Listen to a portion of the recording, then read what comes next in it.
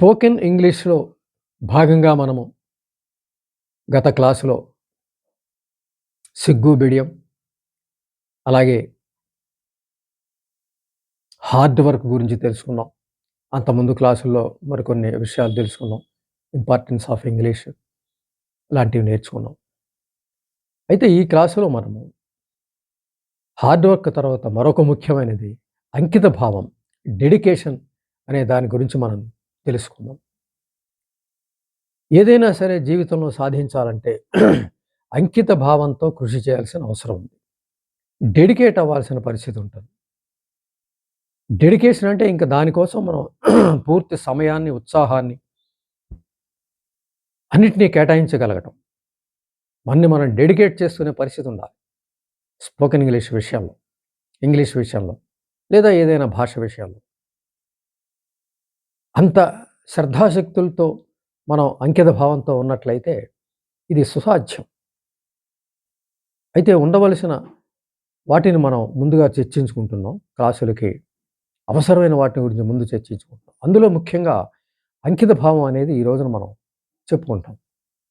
అంకిత భావం అనేది ఉండాలి. డెడికేషన్ ఉండాలి. నేను ఇంగ్లీష్ నేర్చుకుంటున్నాను. స్పోకెన్ ఇంగ్లీష్ నేర్చుకుంటున్నాను. త్వరలోనే మాట్లాడగలగాలి అనే ఒక సెల్ఫ్ రెస్పెక్ట్‌తో తీసుకునే ఒక వాక్యాన్ని మనము కొనసాగించడానికి వీలుగా అంకిత భావంతో కొనసాగాలి. మన సమయాన్ని అంకితం చేయాలి. ఇప్పుడు నెక్స్ట్ క్లాసుల్లో మనం బిగిన్ చేయబోయే వ్యాయామాలకి సంబంధించి సమయాన్ని కేటాయించగలగాలి. ఆ సమయానికి ఆ పని చేయగలగాలి. ఎట్టి పరిస్థితుల్లో చేయకుండా ఉండలేకుండా ఉండగలగాలి. అంటే చేయకుండా ఉండలేకుండా ఉండాలి. చేసి తీరాలి. దానికి అంకిత భావం చాలా అవసరం. ఆ అంకిత భావాన్ని మన మనసుకి అలవాటు చేయాల్సిన అవసరం ఉంది.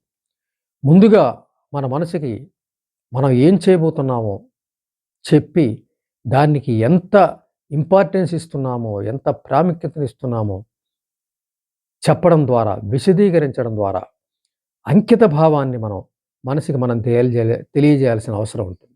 అంటే మనం ఎంత ఆసక్తితో ఉన్నామో, శ్రద్ధతో ఉన్నామో, అలాగే నేర్చుకునే ఉద్దేశంతో ఉన్నామో అనే విషయాన్ని మనసుకి ముందుగా నిరంతరం నచ్చచెప్పాలి.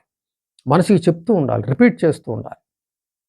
ఆ సజెషన్స్ ఏవైతే ఉన్నాయో, ఆ మోటివేషన్ ఏవైతే ఉన్నాయో సెంటెన్సెస్ వాటిని మనం ప్రతిరోజు must be repeated every day, every minute we have to repeat them. నేను నేర్చుకోదలుచుకున్నా, ఎట్టి పరిస్థితిలో నేర్చుకుంటాను. ఎట్టి పరిస్థితుల్లో ఆగే పని లేదు. దేనికి లొంగే పని లేదు. ఎక్కడా అశ్రద్ధ లేదు. ఎక్కడా అనాసక్తి లేదు. ఎంతో శ్రద్ధతో, ఎంతో ఆసక్తితో ముందుకెళ్తున్నాను. నా సమయాన్ని, నా శక్తిని అంకిత భావంతో నేను కృషి చేయబోతున్నాను అని ఎప్పుడైతే సెల్ఫ్ సజెషన్స్ ఇచ్చుకుంటూ కొనసాగుతుండే పరిస్థితి ఉందో, ఖచ్చితంగా మనసు దానికి సిద్ధమయ్యే పరిస్థితి ఉంటుంది. ఇంగ్లీషు, స్పోకెన్ ఇంగ్లీష్ నేర్చుకునే సమయంలో మానసిక సంసిద్ధత చాలా అవసరం. ఈ మానసిక సంసిద్ధతే మన ప్రయాణాన్ని సులువుగా కొనసాగిస్తుంది. మన జర్నీని కంఫర్టబుల్‌గా కొనసాగిస్తుంది. మన ఏదైతే గోల్ ఉందో ఫ్లూయెన్సీ అనే గోల్‌ని చేరడానికి వీలుగా మనకి ఈ అంకిత భావం మన అంటిపెట్టుకునే విధంగా మనకి సహాయపడుతుంది.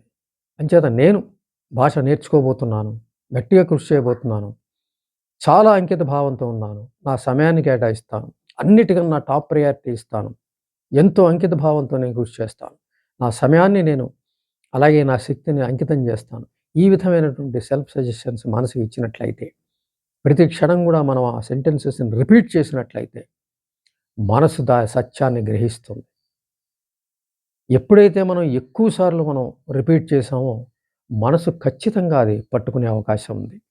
అంత ఇంపార్టెన్స్ ఇవ్వకపోతే, అంత ప్రాముఖ్యత ఇవ్వకపోతే, అంత డిజైర్ లేకపోతే అన్ని సార్లు రిపీట్ చేయడం కష్టం.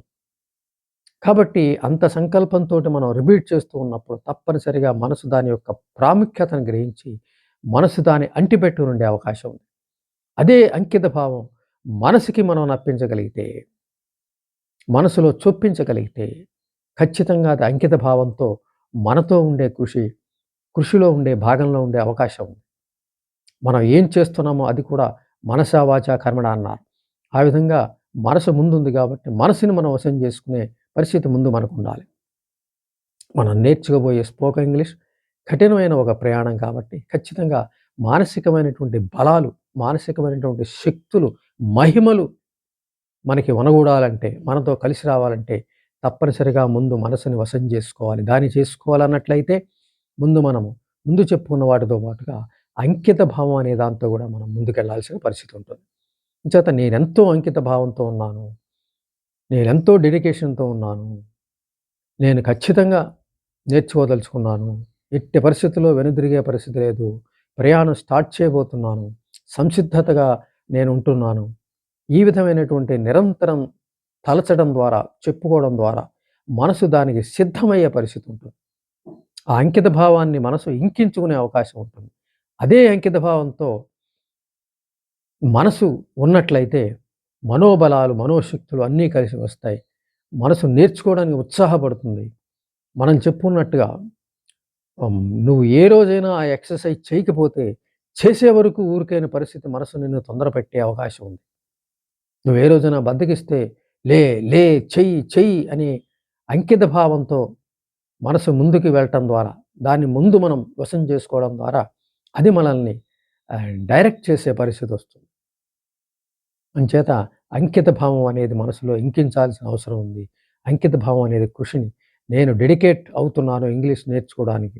1 ఇయర్ ఆర్ 6 మంత్స్ ఎంతైనా సమయం ఎంతైనా సరే. నేను ఈ సమయం అంతా కూడా అంకిత భావంతో ఉంటాను. టైమ్ టేబుల్ వేసుకుంటాను. దాని ప్రకారం ఒక వ్యాయామంలా నేను కృషి చేయబోతున్నాను. నా సమయాన్ని నేను కేటాయించబోతున్నాను. అంకితం చేయబోతున్నాను నా సమయాన్ని. ఇంక దాన్ని దేనికోసం ఇంకా అవకాశం లేదు.